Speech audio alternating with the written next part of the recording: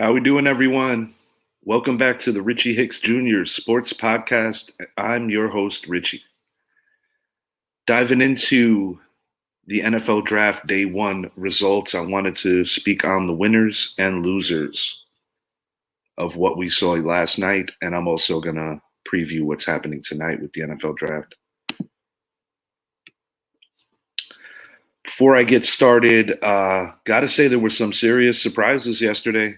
Big trade. All in all, the 10 players that I actually expected to go in the top 10 all did get drafted in the top 10. It just wasn't quite the same order.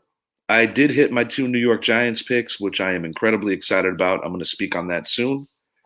But I always like to end everything on a high note, so I'm going to talk about the losers of last night's Day 1 first. My losers are the Jacksonville Jaguars, Atlanta Falcons, Houston Texans, and the New England Patriots. I'm going to start in Duval and talk about why I think the Jaguars failed and ultimately were losers last night. They potentially got the second or third best edge rusher in this draft. So in that regard, I can't say that they completely are losers.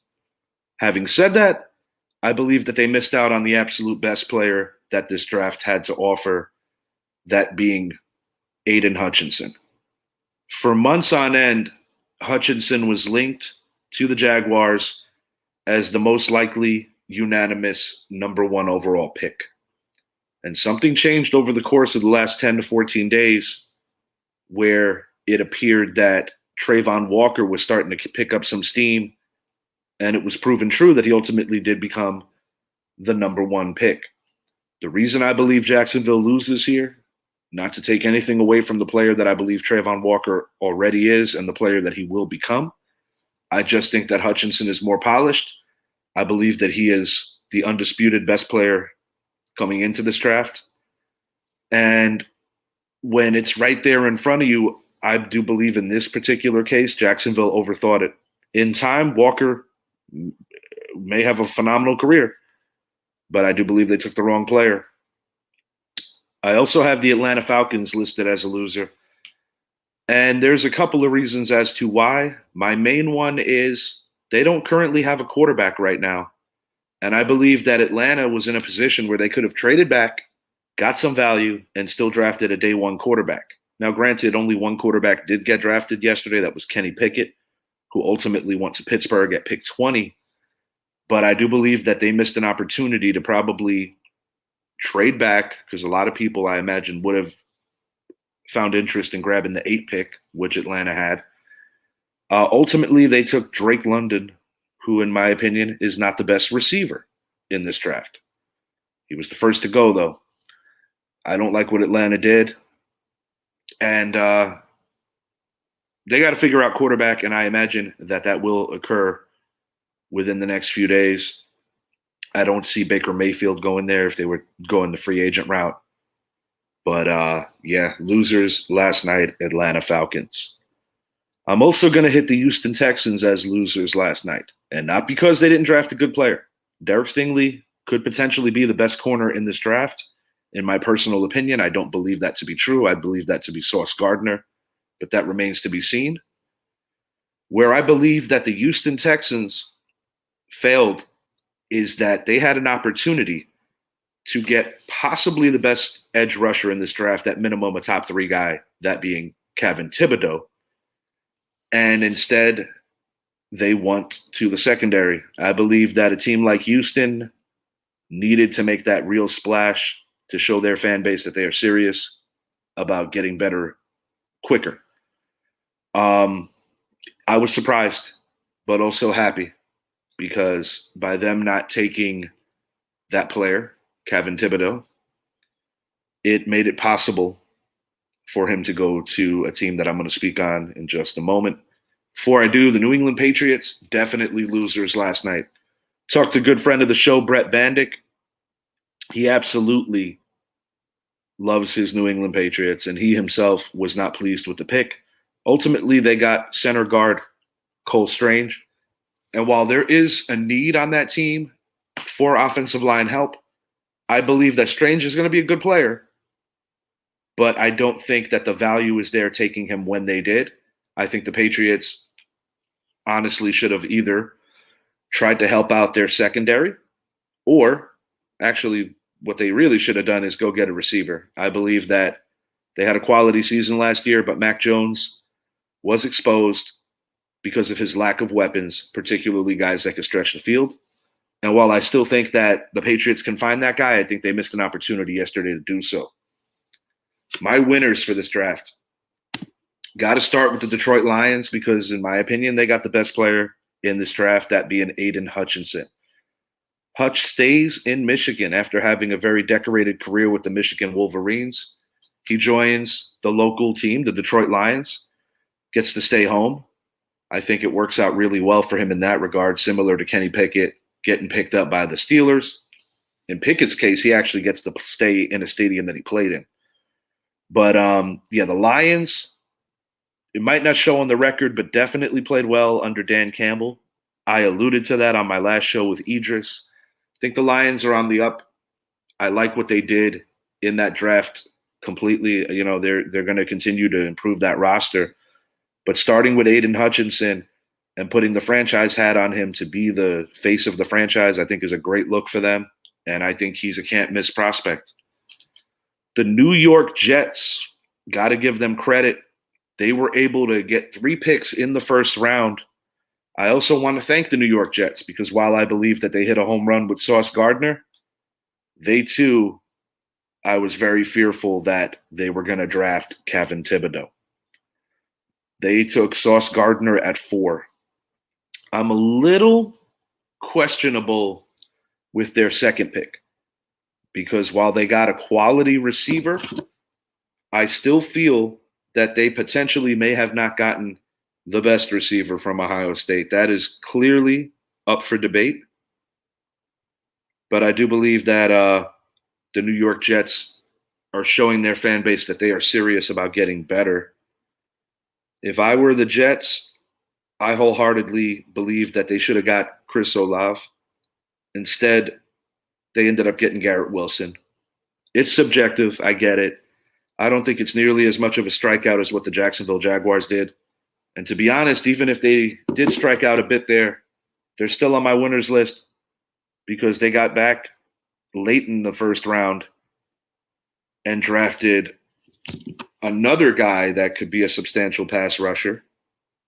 And this is where I do believe that the Patriots possibly could have traded up. A couple of things could have happened differently.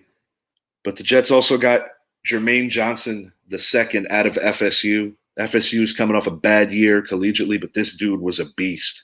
They got themselves a hell of an edge rusher. Continuing on talking about my winners, my New York Giants.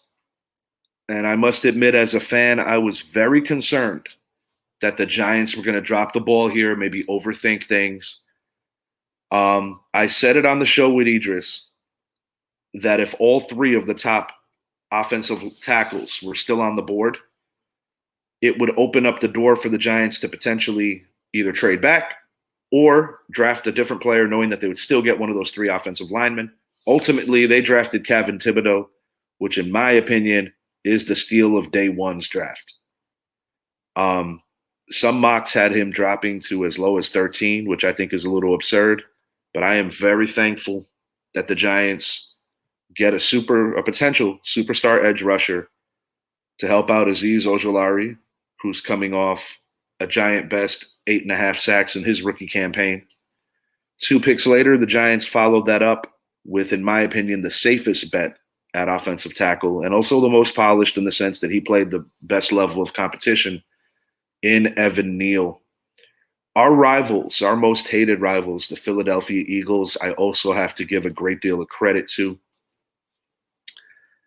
In addition to just moving around and improving their roster, they got a bona fide number 1 wide receiver to already join another number 1 wide receiver in Devontae Smith.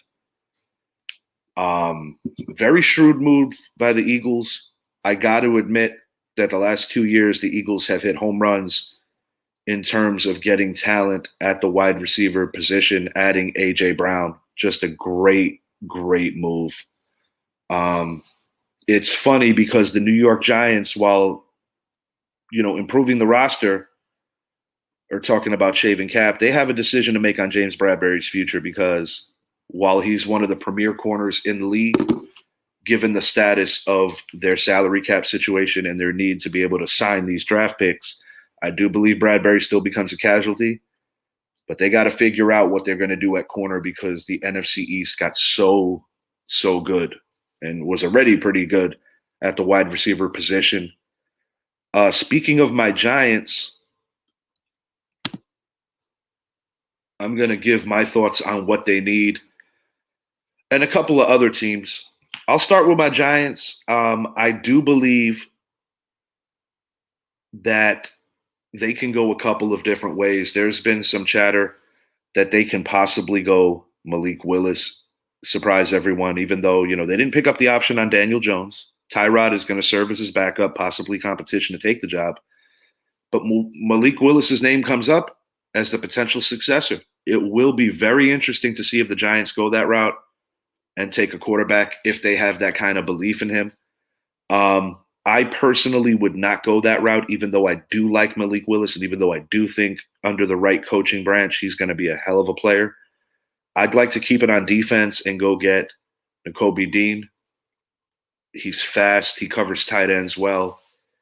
Very high football IQ and just can make plays anywhere on the field. And I think that's what the Giants need in their second layer of the defense, which is linebacking corps, to give Blake Martinez, Leonard Williams a little more help.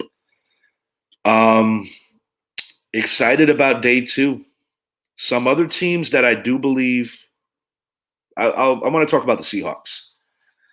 The Seattle Seahawks yesterday, to me, missed an opportunity to grab a quarterback, and it was kind of shocking. I mean, they got Charles Cross, who in my opinion is probably the third best lineman in this draft class.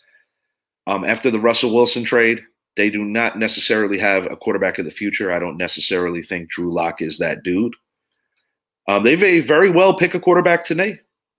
They pick at 40 and 41, which will be early in today's draft. And there's a distinct possibility they can still address quarterback, but I was surprised that they didn't do it yesterday.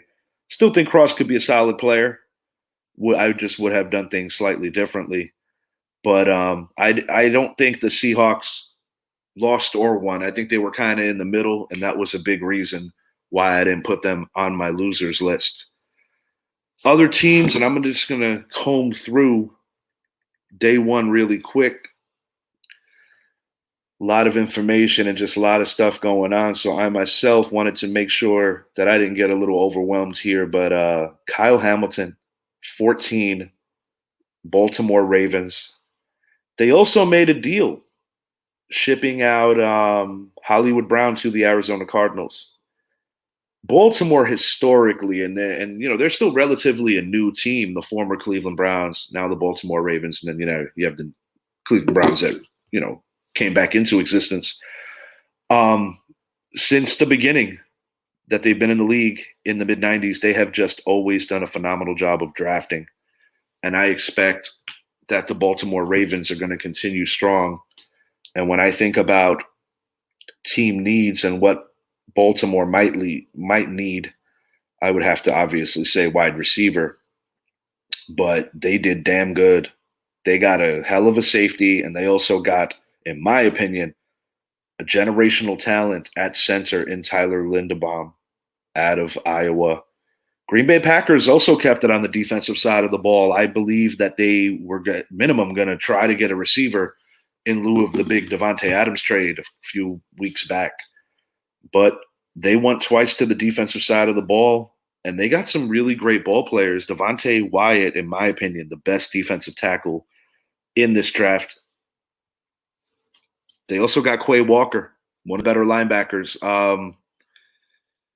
It's definitely interesting in the sense that Green Bay is keeping two college teammates and bringing them together on the pro level. And that has been a theme going back to, you look at the last two drafts for the Cincinnati Bengals.